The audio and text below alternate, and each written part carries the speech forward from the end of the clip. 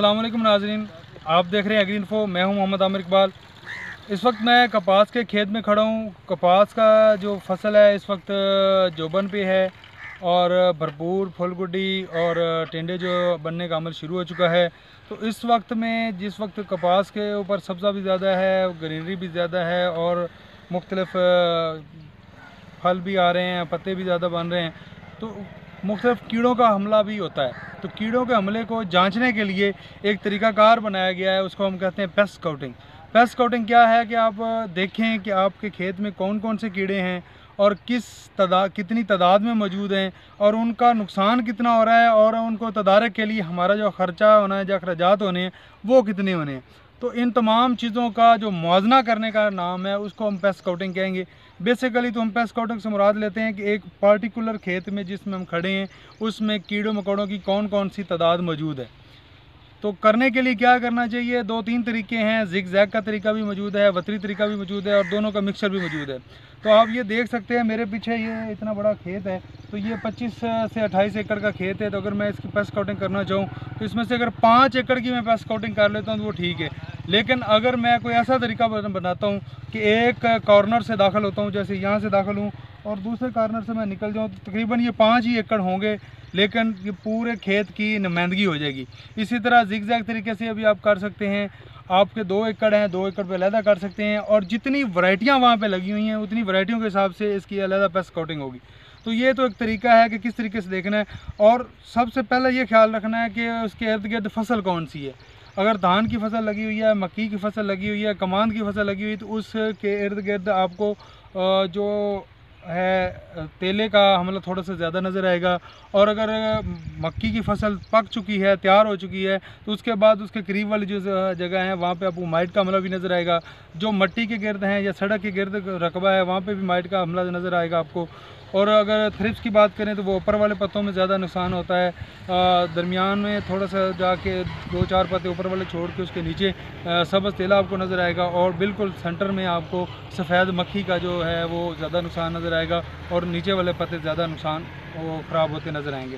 तो ये तो चीज़ें थी। अब अगर मैं बात करूँ थ्रिप्स की, तो थ्रिप्स की जो के लिए हमारे पास हमने रस चूसने वाले जो कीड़े हैं, थ्रिप्स से पहले थोड़ी सी बात कर लूँ। रस चूसने वाले कीड़ों के लिए हमने 20 पौधे लेने हैं और सुंडियों के लिए 25 पौधे लेने हैं। तो 20 पौधे हमने किस तरीके से लेने हैं, अगर हम खेत में आए हैं तो ये मैं दाखिल हुआ हूँ, 5-7 कदम आपने वो किनारे से छोड़ के अंदर आना है। उससे बाद टॉप वो के हिस्से जो हैं, एक पौधा है उस पौधे को आपने हाइपोथेटिकली आर्जी तौर पे, फ़र्ज़ी तौर पे 3 हिस्सों में तकसीम कर लेना है। अब मैं इसकी बात करूँ, ये एक इसका हिस्सा है, ये दूसरा हिस्सा है और नीचे इसका तीसरा हिस्सा है। तो सबसे पहले क्या करना है, जो पहला पौधा है उसका ऊपर वाले पत्तों में से, ऊपर वाले हिस्से में से एक पत्ता लेना है और उसमें हमने काउंट करके अपनी पेस्ट स्काउटिंग शीट पे नोट कर लेना है कि कौन कौन से कीड़े हैं और कितनी तादाद में। इसी तरह दूसरे पौधे की तरफ जाएंगे थोड़ा सा आगे चल के, तो वो दरमियान वाला, फिर आगे जाएंगे तो उससे बाद हम नीचे वाला पौधा लेंगे। इसी तरह चौथे पौधे का फिर हम पहले हिस्से पे आ जाएंगे। पहला पत्ता समझ लें या अपर हिस्सा जो है वो 1 फुट का बन जाए, आधे फुट का बन जाए, क्योंकि हमने पूरे पौधे को 3 हिस्सों में तकसीम कर दिया है फ़र्ज़ी तौर पे।